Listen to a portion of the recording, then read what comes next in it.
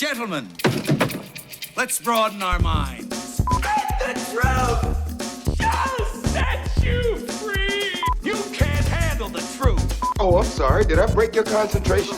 No. I am your father. Dead or alive, you are coming with me. I don't want to brag, but I will. I was in the Avengers. The Avengers? Yeah. That's great. Thank you. What is that? Hasta la vista, baby.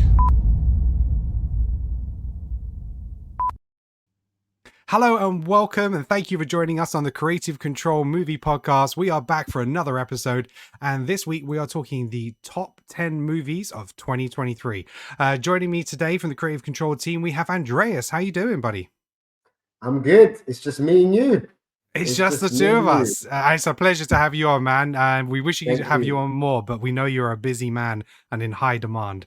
So we appreciate your time today. But we've been talking movies for the past 12 months, back and forth on our WhatsApp group. We've given our list of the worst movies in our last episode, and so now we're here to talk about the top 10.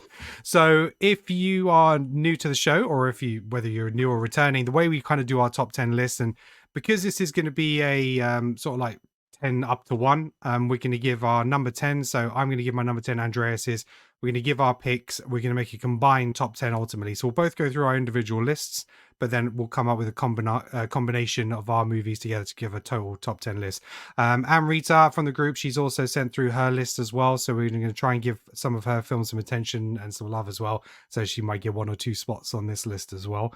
It's on reflection, it was actually a bit of a tougher choice than I originally thought it was for me. But yeah, we're going to find out what we're talking about. So just before we move on, first of all, thank you very much for joining us. We really appreciate it. And if you haven't already, please make sure you hit that like and subscribe to our YouTube channel to check out the video version.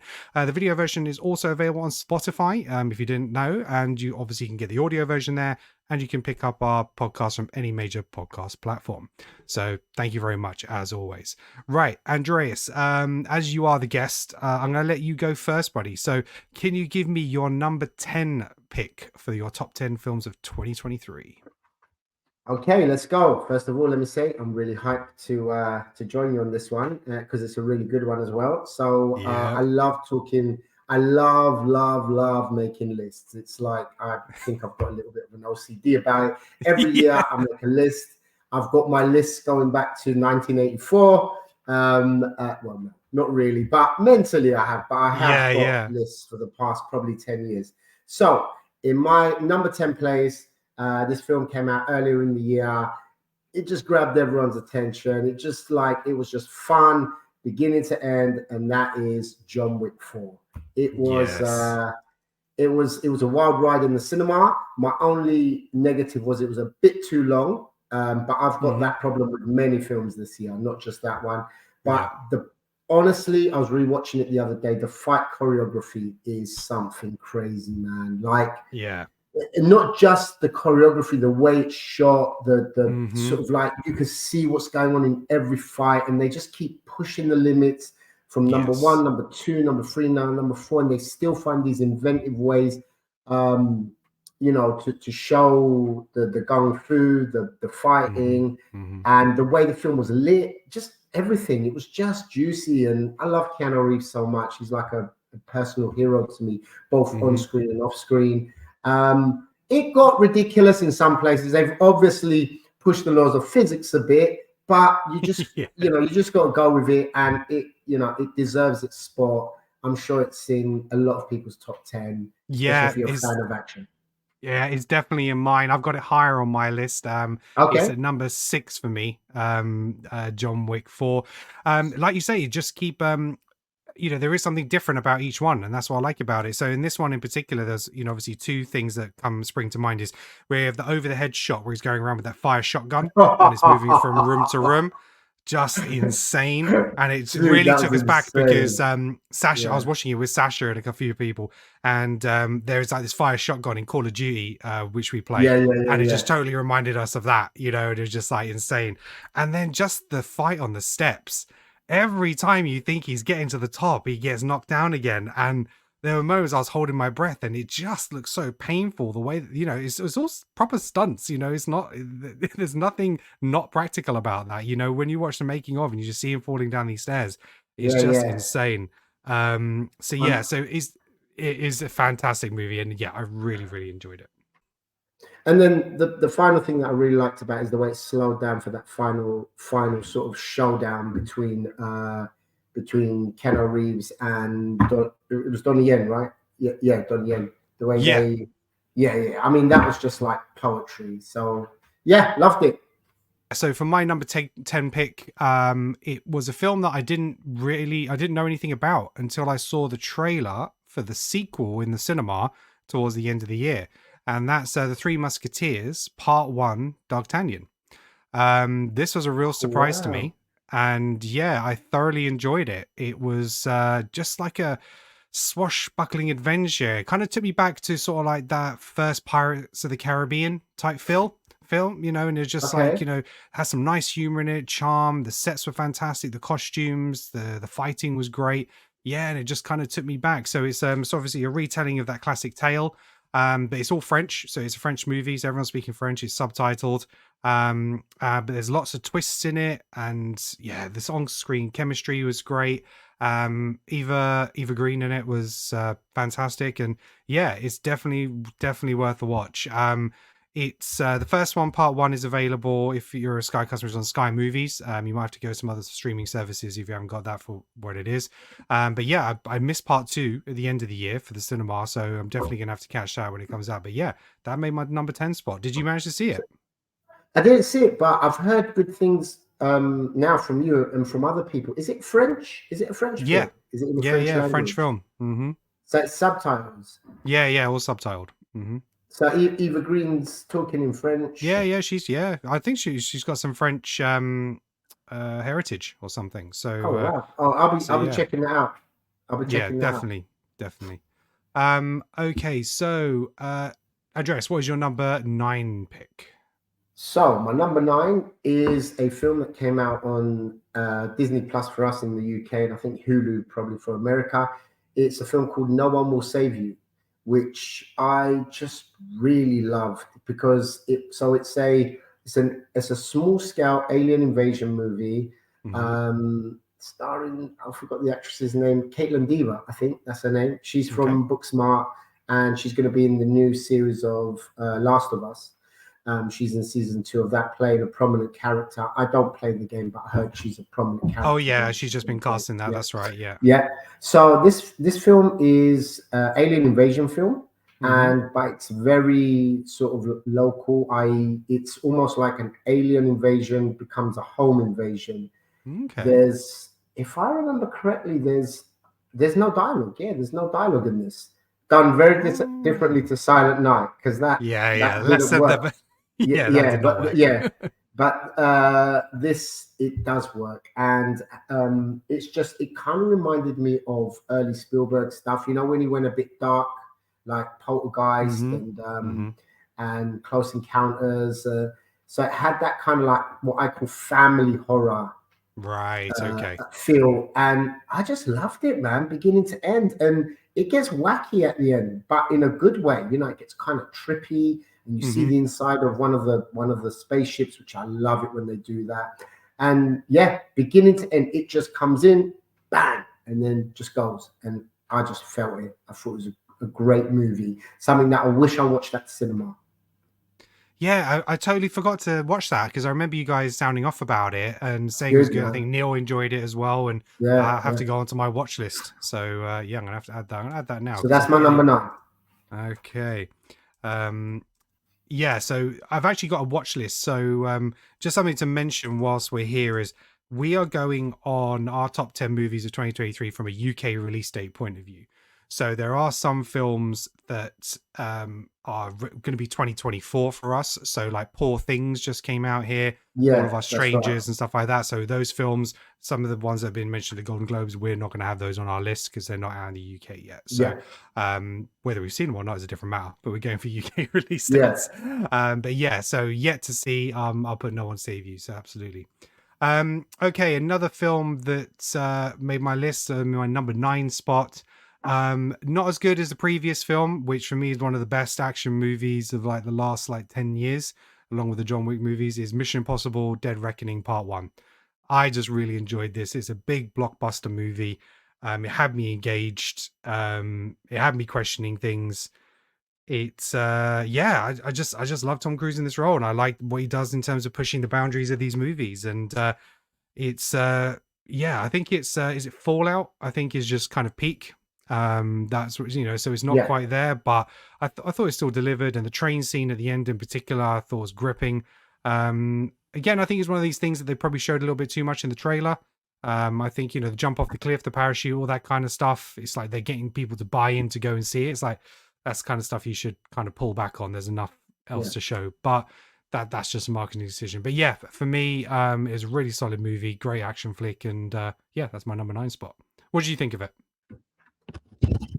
Yeah, you know what? I think because I remember because we're always WhatsApping through the year, and it was one that I just was surprisingly didn't feel. I went in there and I remember it could. Listen, part of it could be because I was a little bit tired, which always makes a difference to me. But I know I wasn't tired for the first hour, and it was almost like I went in there because I'm a fan of the franchise, just expecting brilliance. Yeah. And an hour went in, and I actually remember texting the group saying, I'm an hour into this, and so far I'm feeling nothing. Right. Then there was this car chase where I was like, okay, this is cool now. And then they lost me, man. And by that end bit where the train scene, I just didn't care. You know, when you were just you just get to a point where you're just not invested. Yeah. So it's on my list of movies to rewatch at home, just to see if I get a different perspective. But I have to be honest, it was probably my most disappointing film of last year. But I accept all of you folks loved it. Most people loved it. The reviews were good, so I accept I'm in the minority. But it didn't make the money that people were expecting it to, though. No, it didn't. I thought it was going to do a lot better than it did. As from a box office point of view, I mean, it made decent money. I think it made over 500 million. But from where the franchise was on this incline, it kind of fell off, and I don't know why. So very odd. That was odd, but we've had a few this year where a film that you just expect it to do better than it hasn't. It's been a very weird year in terms of box office. Definitely. And I think that trend's going to continue in 2024, where I just don't think studios can bank on things anymore. No, they can't bank on the franchises. They really can't. I think there's definitely a franchise fatigue. And I think that people are happy just to wait for streaming on certain types of movies, So okay, well, that was good, solid choice, man. So what am I on number 8 now? 8, yeah. What's your number 8 pick? All right, just like me and you disagreed on the Mission Impossible, I know you're going to disagree on this because we've had this debate before, and that is Creed 3. Creed 3. So obviously the folks at Creative Control know that Rocky's my franchise. Rocky is to me what Star Wars is to others. It's my Star Wars. Rocky's my favorite TV film character ever, like ever. He's like, he's everything to me. So when Creed 1 came out, I was blown away, blown away to the point where I said it's Rocky 1, Creed, then the other films. That's how I put it. I thought it was Sylvester Stallone's performance, and it was amazing. Ryan Coogler's directing. The fight choreography took everything that was in any Rocky film and just blew it away. And then, so I love number 1. I give it a masterpiece, 10 out of 10, not one fault. And then number 2, I thought, this is a solid movie too. Solid sequel. I've watched it more. It's gone from an 8 to a 9. So I love number 2. I love all the arcs. I just think, wow, everything just clicks in place. Number 3 is probably the one I like the least out of them, but I still really enjoyed it. I enjoyed Jonathan Majors. I enjoyed the kind of the story, the fact that they didn't turn to some cheesy Make It Clubber Lang son. They went for a new character. Yeah. They created a really good antagonist with a rich backstory. And he got quite creative, Michael B. Jordan, with the directing the final act. Things I will agree with you on this. So although I enjoyed the film, the things I will agree is one, the turn. So the turn from the antagonist was too sudden. Do you remember the turn on the beach? Yeah. Where just suddenly he goes from this nuanced character to a straight up Yeah, I yeah, beat pantomime you and I bad guy. swindled you and you're shit and yeah, it's like wait. You've gone from there to there. That's my one sort of major thing. And then lastly, the thing I do agree with you on is the final fight didn't have a narrative of like, and I know it's a cliche and I respect him for breaking it, but there's something to be said in the formula of you're watching your protagonist losing and then coming back from the clutches of defeat. There is a reason that formula works, because in this one, it was, like you said, it was just toe to toe through the whole match with some very creative shots, some very anime style shots, but the story of the fight was toe to toe. And yeah, I reckon he made that decision to stay away from that classic trope, but it didn't work. It just didn't. I'm with you on that. There wasn't that journey in terms of the fight, and the fight has to be a journey with an arc in itself. And so that's the reason that I don't put it no way as high up as Creed 1 and Creed 2, but it still made my top 10 list because I love that franchise, man, and I love the character of Creed.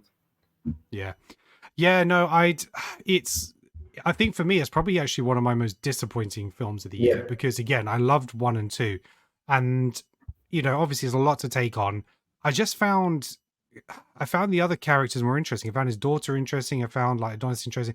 The Creed character himself, I just found was, I don't know, just the stakes weren't there. It was, yes, okay, he got swindled, and I think what happened, like with Rocky, you had obviously the original underdog.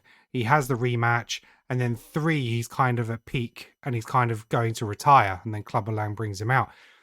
I just feel like it's done the same thing. It's like we've missed the peak of Creed. Do you know what I mean? It's just kind of skipped the point where he's had all these great fights and stuff like that. I would have liked to have seen more of him in his peak. And just, this guy comes out, he hasn't boxed in like 20 years or whatever it is, and he's taking him on, and I wanted Creed to be more affected from the emotion and the trauma within the fight. So it's not necessarily this guy has got the skill, but he's mentally beaten him, to a point, and then he has to overcome that. And I just didn't feel that from this. Can I ask you a question? Does it? Do you feel like there's things that were edited out of that movie? Because I do feel there's quite a heavy edit. Yeah, I do believe there's probably quite a bit on the cutting room floor.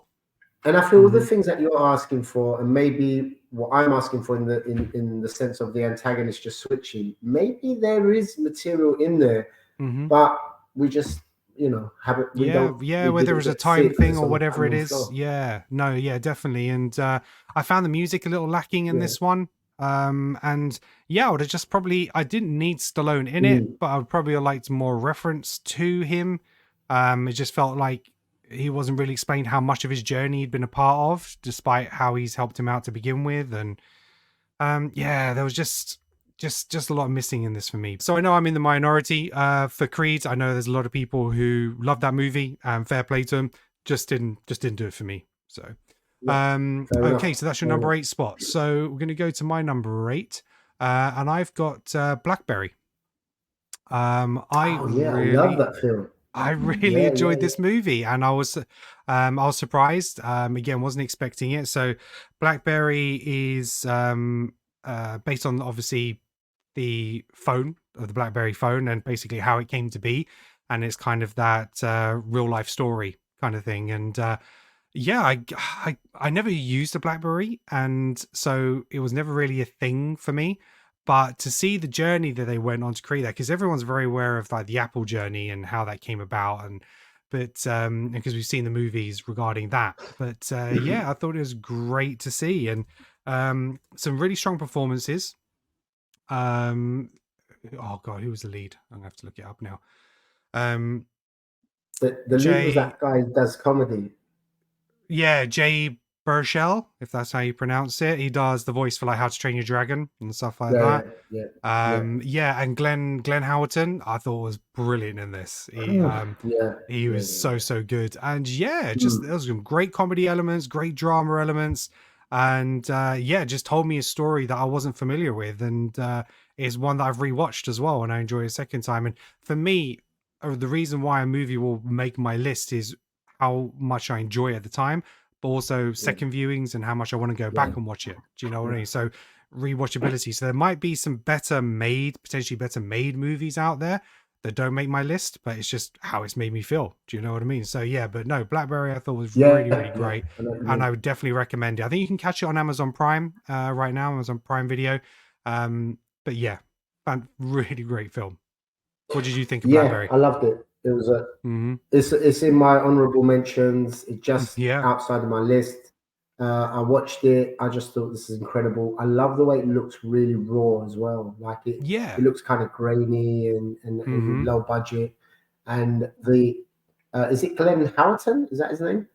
Yeah, Howerton. Yeah, Howerton. He was despicable, but he was a powerhouse in this film. Yeah. Yeah, really great film, man. Great choice.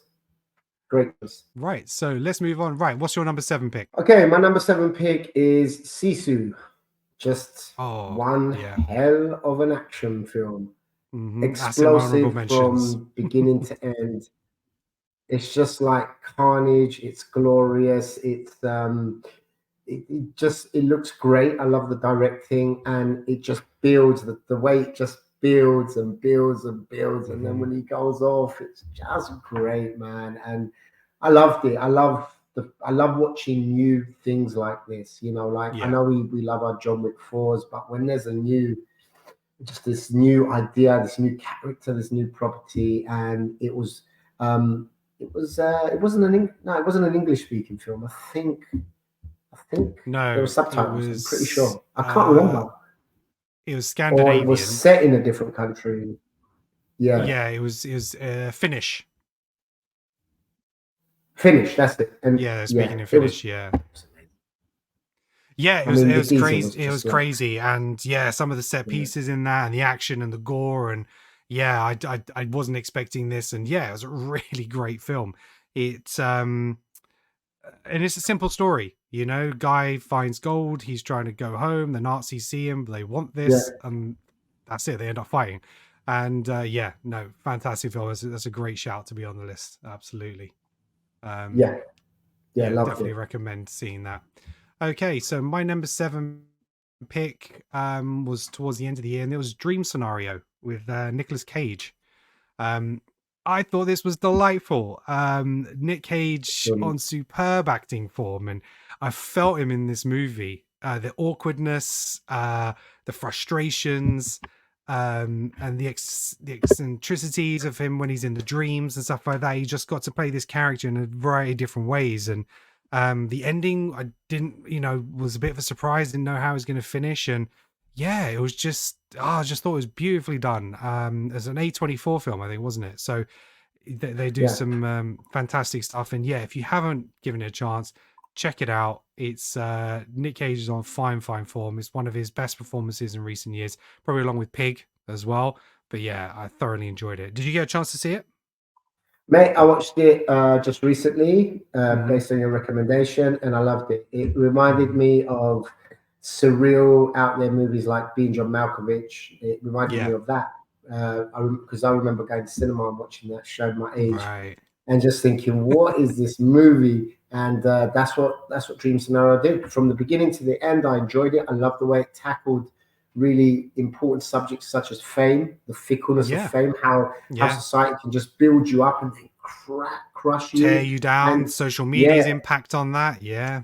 but also, I love the way that this character showed the seeds of, because he was such a mild mannered, kind of like Hmm. middle aged lecturer, but he showed those little seeds of, I want some recognition and I want some Yeah. fame.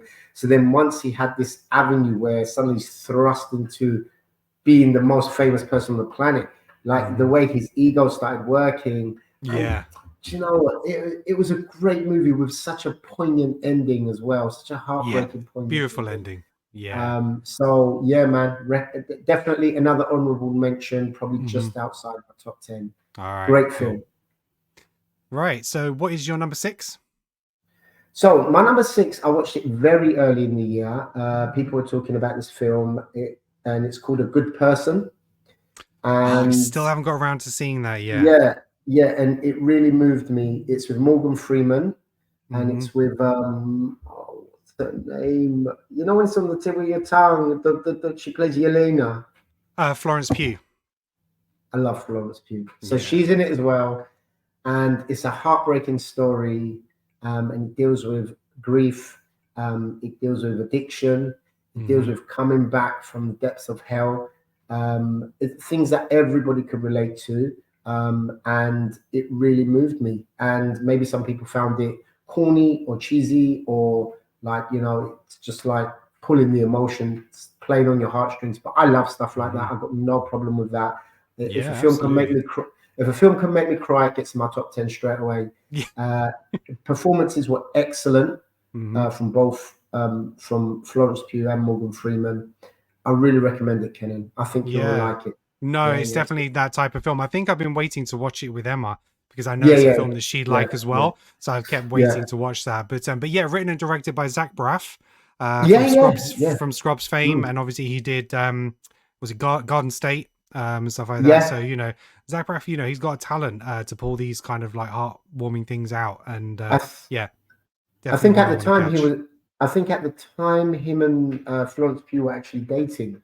That's When right. they Yeah. made it, yeah. So definitely recommend it. I mean, I've added Musketeers to my list, so add this Yeah, one no, to that's yours. on I think mine. you'll like it. I'm gonna give my yet to see list afterwards Yeah. because I need to mention that some of these films could have made my top 10, but I just haven't got around to seeing them. Okay, so my number 6 was John Wick 4, so we've already mentioned that, so we'll just move on. So we're entering our top 5. So Andreas, what is your top 5? What is your number 5? Okay, so this one I watched because one, Amrita, who we love, she's got brilliant taste. She was raving about it, and two, because the director's last movie, Promising Young Woman, blew my mind.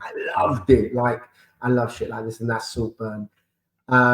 Watched it on Amazon Prime. Was going to watch it in the cinema, but I had so much going on. My life is like so crazy. And I saw it was coming out on Amazon, and I thought, look, I'm going to wait for this one because there's just too much going on, which is a shame because I wish I watched it in the cinema. It's a dark, twisted, crazy story with, and it's captured a lot of people's imaginations. Like when I do my classes or clients, everyone's talking about the scenes from this. Yeah. There's 3 Yeah. certain scenes that you just That's see right. and you can't unsee. And I've been watching movies since the 70s. So when, to see something that I've never seen before is quite rare. Yeah. And I watched it. It was me, my wife, and my mate. And we were just like, no. Yeah, I've seen loads of stuff on TikTok where people were watching it between Christmas and New Year because it came out on Prime, and everyone's like recording the reactions of their family because it's so awkward. It's crazy scenes. And Barry Keoghan, fair play, mate. Amazing. Well done. Well done to him. Jacob Elordi, he was amazing. Is it Rosamund Pike? Rosamund. Yeah, Rosamund Pike. Yeah, she was brilliant. She was. Listen, the whole cast was excellent. Yeah. It was the different layers of topics and themes they were going for. Like you're trying to clutch onto the characters you wanted to sort of like through the film, but you're clutching them and then they will slip in, and it was this weird thing, and I had this dark sense of humor, and I loved it, and I will watch anything she does. It was really, really great. I think the only reason it's not a criticism of the film because that can't be helped, but I saw the end coming. I knew what the end game was going to be. Me too. And so where it wasn't, I suppose then nothing was a shock. It was just waiting to see how it happened. And so like I say, it's not criticism, but just missed out on my top 10. That's definitely my honorable mentions. And if it was a top 15, it'd probably be in there. But thoroughly well acted film, and fair play for being in your top 5. Emerald Fennell, that's the name of the right. writer and Okay. director. What's yours? My number 5, which I literally watched today because I had a feeling it would make my top 10, and it did, was The Holdovers. Oh, yes. Such a good Yeah, film. yeah. Paul Giamatti is just Mm, he's horrible but lovable. yeah. It's just brilliant. And yeah, again, that's my type of movie. And I know it's kind of almost like a modern day Scent of a Woman type of thing. You know, it's just like these two characters thrust together, and Yeah. they go on this journey together. And yeah, it was yeah, fantastic, absolutely great. And it's yeah, and I think Paul Giamatti, I think, you know, in terms of performances, you know, for me, it's better than Cillian Murphy in Oppenheimer. Oh, You know, so 100%. I would say, look, I'd love him 100%. to win the Oscar. You know, so if I he want gets him to win the nominated, Oscar. yeah, so Yeah. if he gets nominated, for me, he leads it. But I think there's something about Oppenheimer this year where I think it's going to clean up on a lot. But yeah, fantastic performance. And like you said, you Okay. really enjoyed it, and you kept saying, watch it, watch it, watch it. Yeah, And yeah. so I was like, I need to watch this before today. And so yeah. So yeah, so this is probably the best Christmas film I've seen since Planes, Trains and Automobiles. It was Mm-hmm. like it was such a so I've never seen an Alexander Payne movie. You Mm-hmm. know, I know that my movie buff friends are always telling me watch his films, watch his films. Now I want to watch his films because it's the first time I watched his film. And you know, usually we're sort of into the genre stuff, the comic book, the action, or the Mm-hmm. horror. But I was just watching this film, and just these characters were so superbly acted. Not just Mm-hmm. Paul Giamatti, who, yes, in my opinion, should win Best Actor at the Oscars, Mm-hmm. but also the younger guy, which I've got no solid clue at this point what's his name, but you know the one I'm talking about. Apparently, it's his Yeah, first yeah. role. First role. That's incredible. Yeah. He was amazing, and the lady in it as well. Mm-hmm. Again, I'm rubbish with names, but I think she won a Golden Globe for supporting actress for her performance in it. Yeah, so yeah, So Davine Joy Randolph. that's it. And What a then beautiful name. yeah, the guy was Dominic Sessa, if that's how you pronounce it, He's Sessa. he's So got a yeah. bright future ahead of him. This film's Yeah, just definitely. thrust him into the world, the limelight, and I just think that big studios are going to be tapping that guy Yeah. for big films. But I loved it, man. It was so sweet, Mm-hmm. and the ending again is poignant, a little bit heartbreaking as well, Mm-hmm. but Mm-hmm. so beautiful.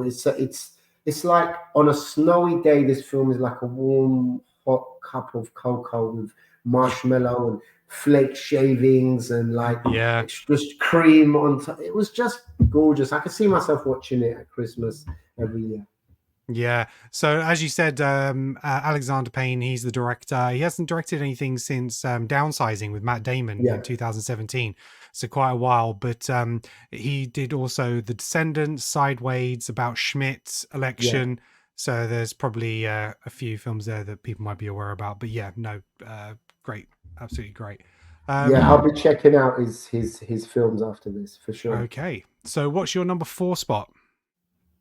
Oh, it's me. Okay, so this film dropped on Netflix. I don't know if you've seen it. It's called Fair Play, and I've I heard of it, loved but it. not I seen it. loved it. Yeah.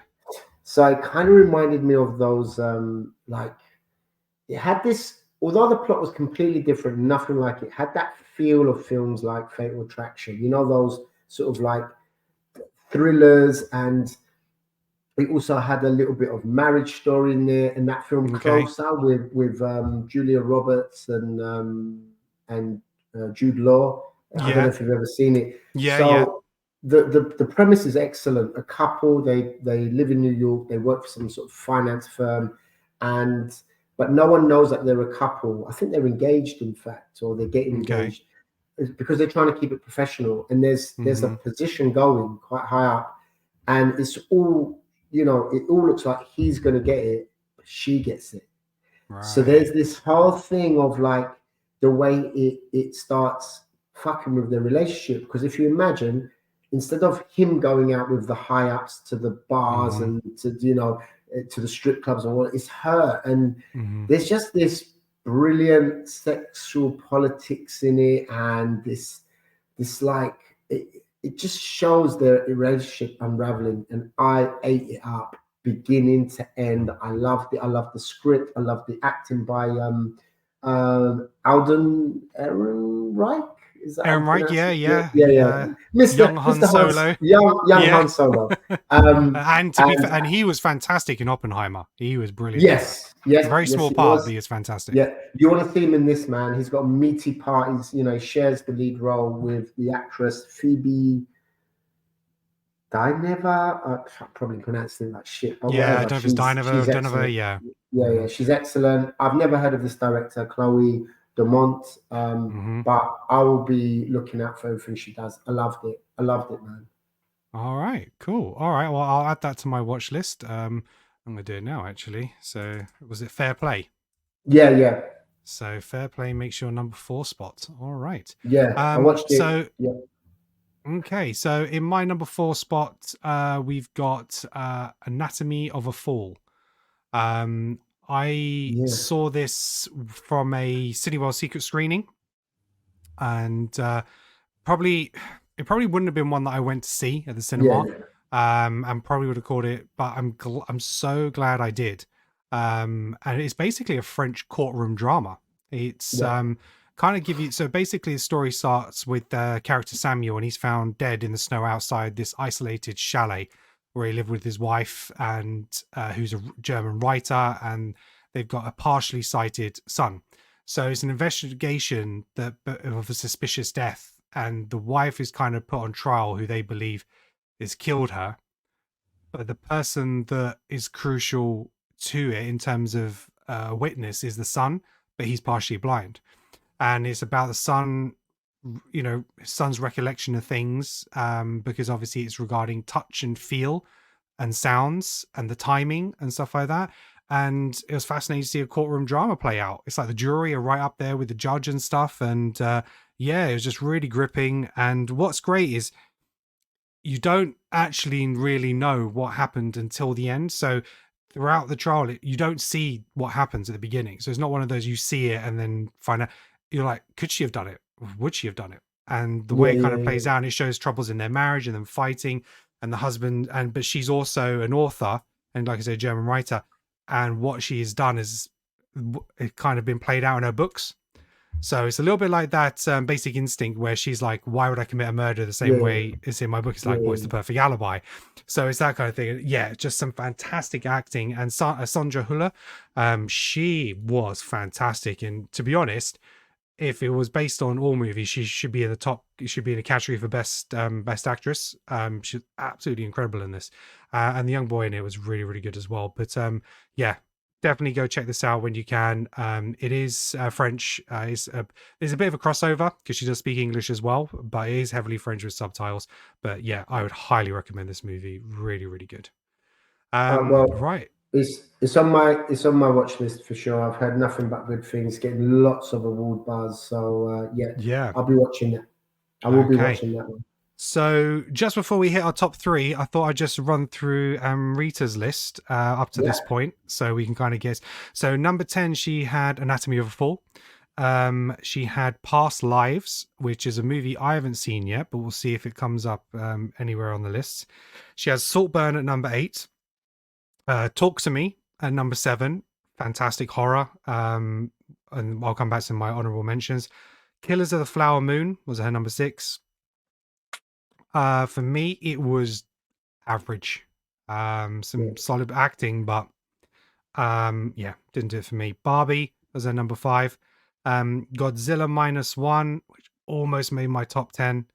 And at number 3, she had John Wick Chapter 4.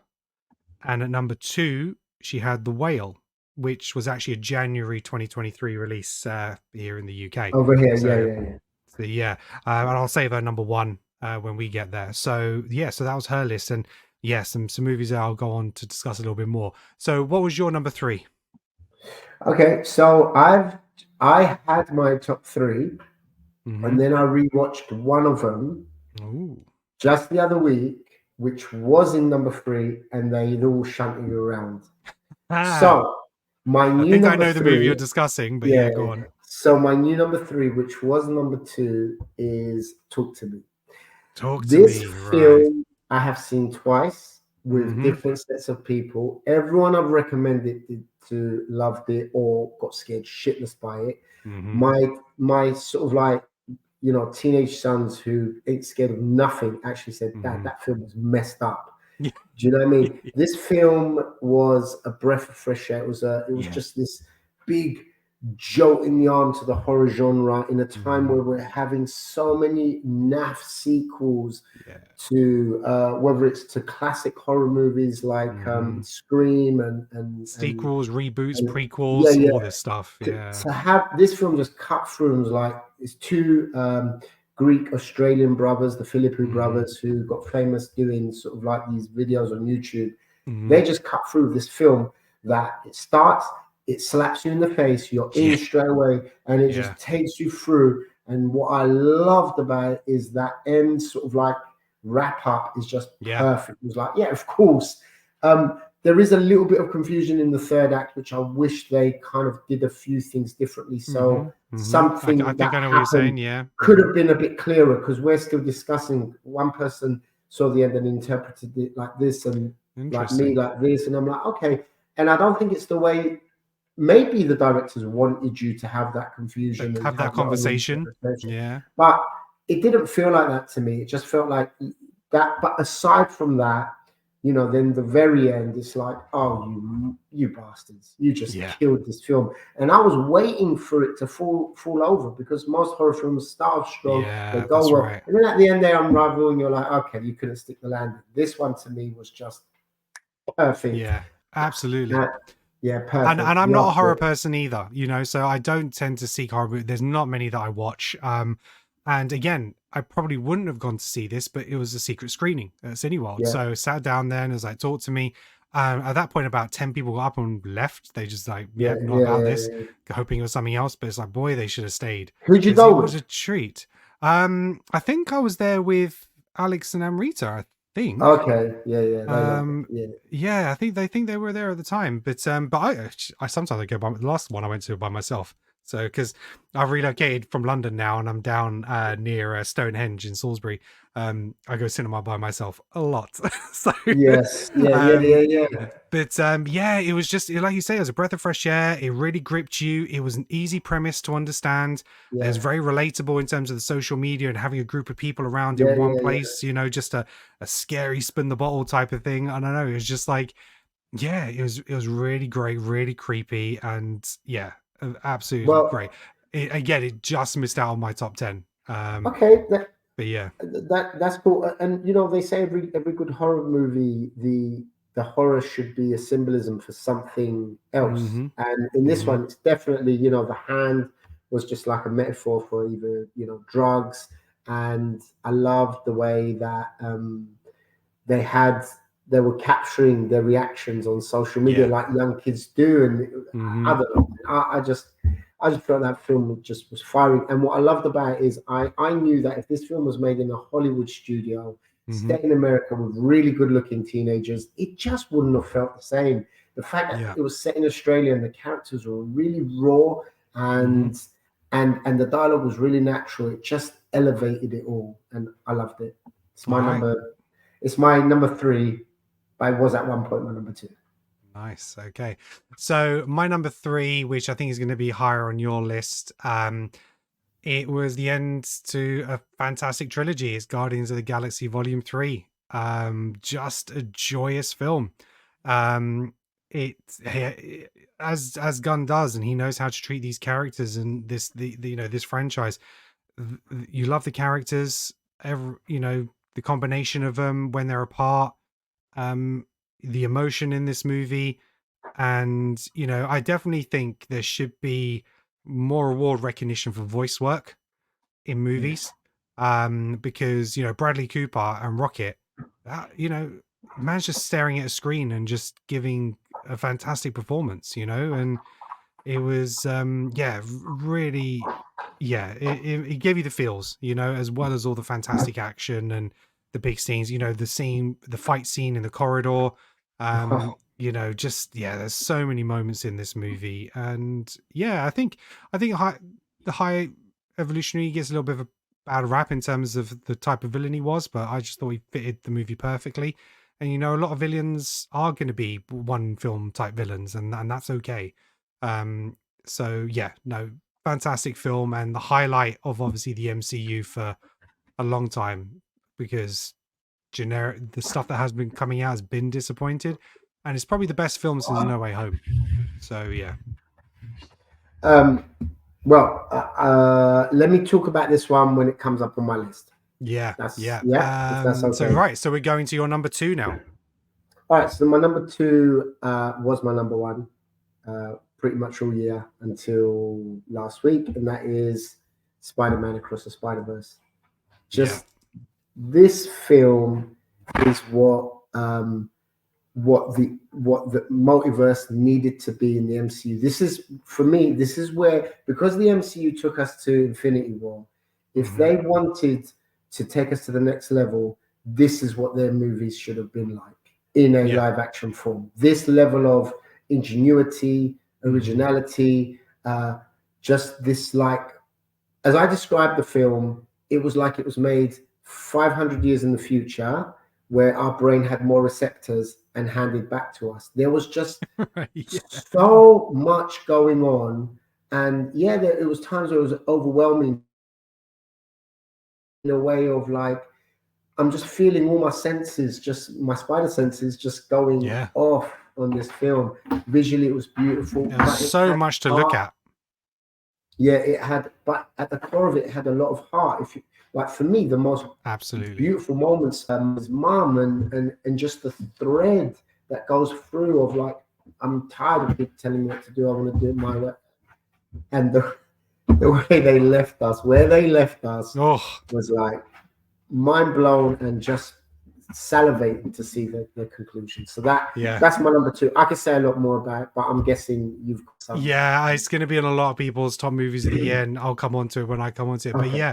But actually, my top 2 movies of 2023 are both animated movies.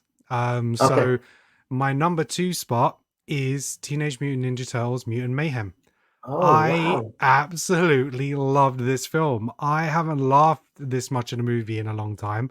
I love the new animation style. You know, I love these characters. You know, I grew up on these characters. You know, they're in my like top 5 cartoons of all time, and in terms of cartoon characters. But yeah, there's just the chemistry of these 4 teenagers and actual teenagers doing the voices, the way they talked over each other and all had their real different personalities. Jackie Chan was just amazing in this, and yeah, just the voice acting, the humor was on point. You know, yeah, it got a bit big in the final act. They went, you know, big in terms of the villain and, you know, the scene. But yeah, I just rewatched it. I think it was yesterday. And yeah, just to make sure, I was like, am I remembering it too fondly? And I'm like, no, I really dug it. And yeah, it's really what this franchise needed, because those Michael Bay movies, they were tough. They were good. They were tough. But this just nailed it for me, and I just can't wait to see him build up upon this and just keep doing this, because Turtles don't need to be live action. You know, we've had it. Let's just go back to the animated and create and do what you can there. So yeah, that's my number 2. So yeah, what are your thoughts on it? Well, yeah. So my thoughts is, so obviously I'm like, I saw the trailer. I thought, this ain't for me. Forget that. This does not appeal for me. I'm not usually an animation guy normally, but although I just talked about Spider-Man Across the Spider-Verse. But then I rented it, and me and my son started watching it, and we were really enjoying it. Like, honestly, for the first hour, I was like you. I was just laughing. I was smiling. I was enjoying it. Then he had to go out and do something, and he's made me promise to wait for him to watch the rest. This was 2 months ago. So you still haven't finished it? I haven't seen. No, I still haven't finished it. So I've got it, and I'm gonna just, like, you know, I'm just gonna, because waiting for him, he's just a busy sort of 20-year-old who's rather be hanging out with his mates and his But yeah, so I will finish it. But I was really enjoying it. And you know, I know people enjoyed it. You know, it won't be on people's top 10 list, maybe, or even as high. But you know, that's what movies do. It's just the way it hits you. And I don't know if it was just a particularly good move that first time I watched it, but yeah, it just made me laugh and just have pure joy. And I'm sitting at the screen smiling. you Yeah, know, yeah. throughout the And movie, and that's what you want to feel, you know, not that's all the what you time want to feel. because deep films will make you feel something else, but yeah, just no, for me it was a joy. Right, so what is your number one pick? I'm already gonna start typing it, but yeah, go on. Okay, so right. So basically, even though Spider-Man Across the Spider-Verse was the better movie, and I Mm-hmm, acknowledge that, this was my personal favorite number one. mm-hmm, It was number three for a long time, but I just rewatched it. And what did I say to you? If a film can make me cry, it's in my top mm-hmm, 10. This mm-hmm. film made me blabber pathetically, and that was Guardians of the Galaxy Volume 3. I Yeah. honestly, dude, there was moments when I mean, I cried in the cinema. My son, I Mm-hmm, went with my son, and I remember taking him to see Guardians number one, where we just had, and he was, I don't know, maybe he was 9 years old at this stage. mm-hmm, And I just remember we had no idea about this character. The MCU was pretty new. And I will never forget us laughing like with everything that we had, loving number one. Then we went mm-hmm. and watched number two. And I know a lot of people don't like it as much. I don't see what people's problems is with it. I love number two. Mm-hmm. Maybe not as much as number one, but I loved it. And that, so we grew up, he grew up with these characters. Do you know what I mean? And Yeah, then yeah. it's the final movie. The MCU's been just giving us substandard stuff for a while. We've kind of lost that magic. And then to see something like this and to see the culmination of their journey, to make it about a raccoon, dude. I'm Mm-hmm, crying over a raccoon. And mm-hmm. I didn't just cry in moments of sadness, I was crying in moments of joy. That last dance at the end to Florence and the Machine. Yeah. I can't tell you, I was literally in tears for the last 45 minutes. And that's what made me think, no, this is my number one. No other film has made me feel like this year, so it deserves its place. And I thought it was a perfect end to the trilogy. I thought Mm-hmm, it gave us back some of that MCU magic, and it just shredded me emotionally. It shredded me. mm-hmm. I haven't revisited this film since the cinema actually, even though it's available on Disney Plus. So, because the amount of stuff that we need to get through, but it's definitely, yeah. You know, it's one of those films that even though I've only seen once, I remember so much of it. You know, the characters, the Yeah, relationships, and yeah. you know, that's the mark of a good film when you can come out and just remember all the story beats and stuff. Yeah, like I said, I really thoroughly enjoyed it. It was like my number three, and yeah, can't argue with its placement. And speaking of that, yeah, my number one film and Amrita's as well, Spider-Man Across the Spider-Verse.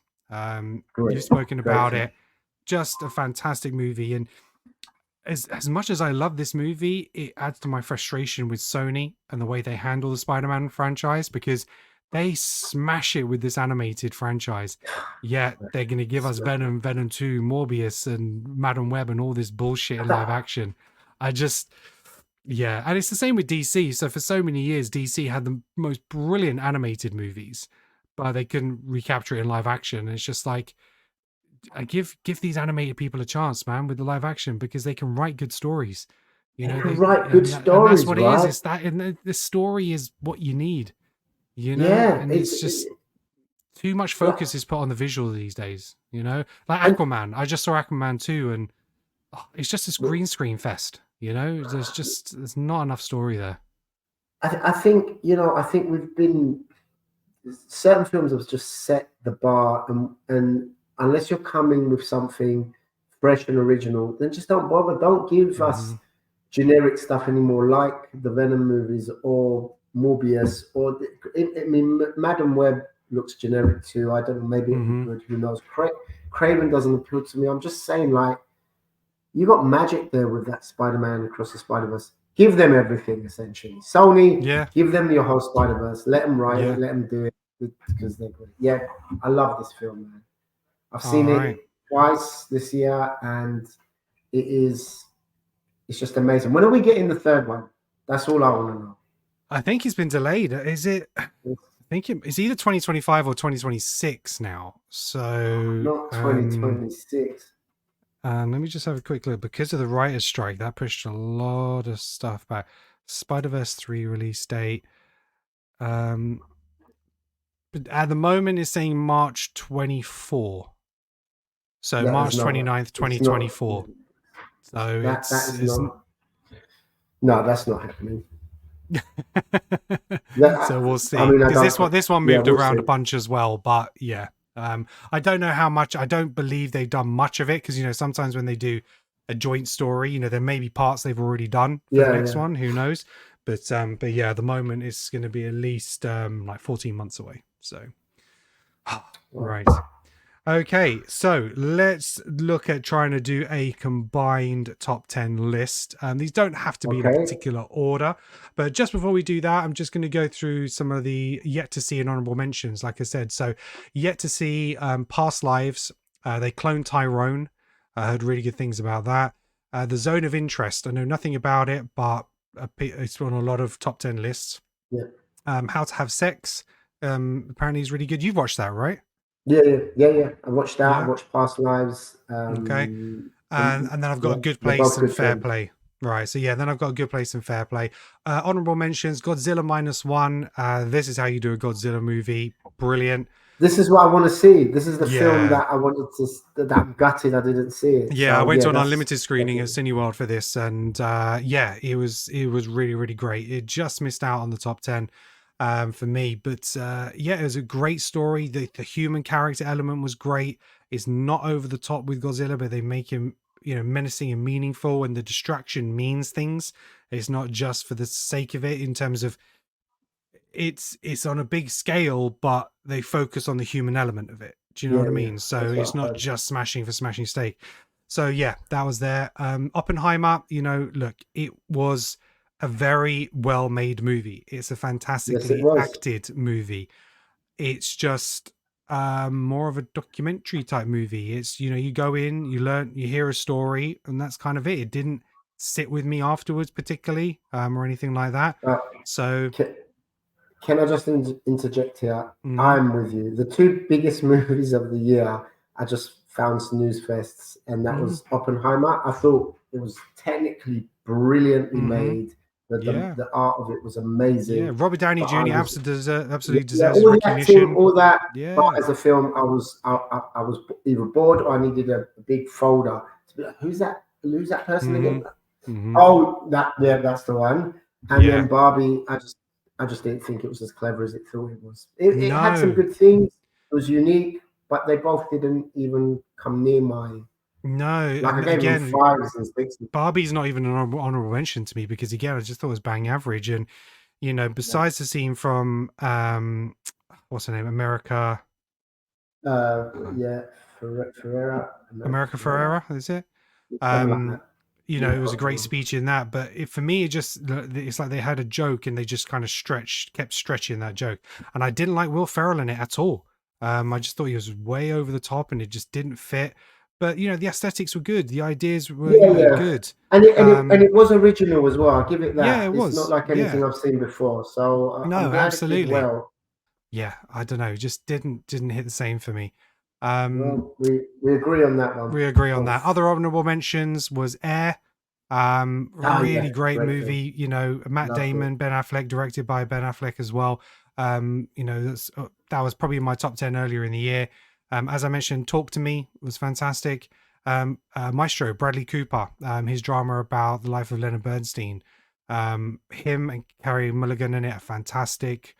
It's a well crafted movie. It's got some great visuals, but it's particularly the performances were just outstanding, Yeah. and the way Bradley Cooper's just embodied Bernstein in this. He spent years or something like learning how to direct, and it's just incredible to see him come to life on there. Also Tetris, Apple movie. I really Yeah. enjoyed that Yeah. back early in the Yeah. year. I got that. Really good. Again, it's one of the how to like life stories. This is how it came, and I'm just trying to think who else is in the cast besides Taron Egerton. Not as particularly big cast either, actually. But it's just really well acted. I love the way that they interplayed the game aspects within it, and yeah, just really really enjoyable movie. Yeah. It was a good movie. And what else did I have? Again, Saltburn, just missed out on Sisu. And I think for me, it's like an apology almost, because most surprising film for me was actually Gran Turismo. I remember watching the Yeah, trailers. yeah, I remember yeah, watching the yeah. trailers to this, and I was shitting on this film, saying, "Oh my god, I've seen everything in the trailer. They've done," and there was more, and I was really surprised. It was really heartfelt. Some lovely little performances. I love the way they interplayed the gameplay of the game within the movie. The racing driving was fantastic. Really kind of edge on your seat stuff. That's what Fast and Furious should be doing with driving. And David Harbour, he was lovely in it. So yeah, for me, there's a shout on that, and it's actually, I think, one of my highest liked posts, both mine and Neil, on Instagram, was our reviews of it, because we were saying it's a good movie, and people need to give it a chance. And it's not necessarily, it's not a video game movie. It is a biography, and it's based on the guy who did this. He played the game, became a real life driver, and he actually plays his own stunt double in the movie, which I think is just delightful as well. So I it all watched comes it full too. circle. So I had no interest in it. Then I started hearing the rave reviews, like, you know what, this film's good. This film's good. And I sat and we rented it. I was with my wife. We watched it, and honestly, we both delightful film. There was nothing original, things that have been done before, but it was executed really well, and it had a lot of heart, and we really loved it. So great film. Just missed out on mine as well. All right. So what are some of your other honorable mentions? So let's get the list. Honorable mentions: Knock at the Cabin. Mr. M. Night. I don't like that. Yeah, no, I enjoyed that. I enjoyed that one. I thought it was Neil good. did as well. Pearl. I know Neil didn't like that, but I thought Pearl was good. So Neil talked to you about the Ty West sort of trilogy of films that started with X. That's right. That came out a few years ago. So Pearl is the prequel to that. That's right. And then I think later this year, we're going to have the sequel to X, which is set in the 80s, called Maxine. And I enjoyed Pearl. I know Neil didn't, but I enjoyed it. Evil Dead Rise. Oof. In fact, I heard good things about that. I should have kind of put that in my top 10. Part of me just wishes it was just a roller coaster ride to hell. Okay. It was, it was good. The Covenant with Jake Gyllenhaal, Guy Ritchie's The Covenant. Good film. Okay. Yeah, good film. Good film. Dungeons and Dragons was kind of nice. Yeah, that was quite enjoyable, actually. I have to say, Chris Pine, particularly, his performance was great in it. Michelle Rodriguez, I wasn't a fan of her in it per se, but Hugh Grant, great as well. Hugh Grant. So yeah. Okay, we got Extraction 2, which was a great action movie. Good shout. That's one of the surprises of the year. I was just just gonna watch it to fill some time, but some of those scenes, I was like, whoa, actually, it's one of those movies where it's so much better than the original. It was, and totally. And some crazy one-take actions. The whole opening of the movie, isn't it? Like 15 minutes one shot or something ridiculous. Yeah. So I really like that. A film called Flaming Hot about the origins of the hot Cheetos. Beautiful, just heartfelt. That was a lovely film. Makes you smile. Wham, the documentary. So Wham with an I haven't seen that yet. I know you've been going on about it. Yeah, fantastic. Have you seen the Michael J. Fox one? Yeah, Still's in another one of my honorable mentions. So that's really good. Wham really got to me. I thought it was really good. They Clone Tyrone, which is on your list. Yeah, it's on my watch list. Yeah. Yeah. No Hard Feelings, Jennifer Lawrence. So we had some good comedies. Sweet movie. Yeah, it was a good comedy, especially for a fresh franchise, fresh story. Yeah, I like that. Another comedy, Strays, with the dogs, voiced by Will Ferrell. And yes, I think I liked the first half an hour, 45 minutes of it, and then it seemed like to me again the joke was playing on a little bit too long. But for me, I like the reverse. I was all right with the first 45 minutes, and then it just went berserk. Then where it goes crazy at the end. Yeah, for real. Yeah. You said Gran Turismo, The Killer, Fassbender, David Fincher's new film. Yeah, that was good. That was good for me. You know what? I kind of liked it up until the point where he's in the back of the cab with the cab driver. And then, spoilers, he takes him out. And I was just like, I like that guy. He was just a taxi driver. Yeah. You don't need to murder him. And I think I switched on him as a character then. But up until that, I love the precision. I love the whole opening. It was just, him, the preciseness of it, the technique, right up into that shot, that I was gripped. I was really gripped in that first opening, sort of like 10 minutes. Dumb Money was another one. Yeah. That was Well, we've had a lot of enjoyable. these like real life story movies this year. And yeah, Dumb Money was a nice one as well. Past Lives, which I think I've said. Yeah, it's on my watch list. And The Holdovers. Right. Okay. So quite a few honorable mentions there. It was a really good film good year for films. And whereas big franchises let me down, things like Indiana Jones and the Dial of Destiny and most of the MCU movies, I didn't even watch any DC movies. No, I watched The Flash actually, but I didn't watch any others. So it was a good time to focus on new original films, and that's what I'll be doing in 2024 with the lack of comic book movies. I'm going to use it as an opportunity to sort of really enjoy some original properties, smaller films, indie films. Yeah, no, absolutely. Okay, so let's do our joint top 10. So I've kind of highlighted the movies which you and I have both picked and what Amrita's picked. So at number 1, I've got again, don't have to be in a particular order, but I've got Spider-Man Across the Spider-Verse. I've got Guardians of the Galaxy Volume 3. I've got Talk to Me. I've got Saltburn. I've got Anatomy of a Fall. I've got John Wick 4, so they take up our top 6, and we've got 4 spots to fill. So I put in one that needs to go in for me, which is Teenage Mutant Ninja Turtles. Would Fair Play need to go in that list for you? As it was your number 4? Yeah, it was my number 4. Yeah, of course. Yeah. Fair Play. All right. It struck a chord with me. Okay, so the next one that I would put in there, just because it's something different, I'm going to put in... because it's a little bit lower down on my list. So I'm just wondering whether I put in... It's between The Holdovers, Dream Scenario, and Blackberry. I think I'm going to put Dream Scenario in there as my other choice. Just because it's I can't argue with that. A little bit different.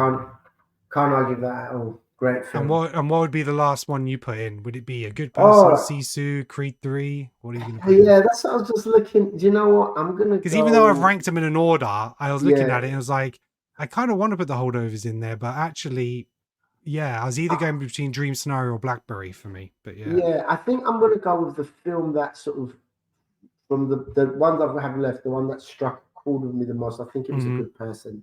A Good Person, right? Yeah, maybe if I rewatched it and compared to some others, I might feel different. But at this moment, that's the one that I remember at the time thinking, this is a 9 out of 10.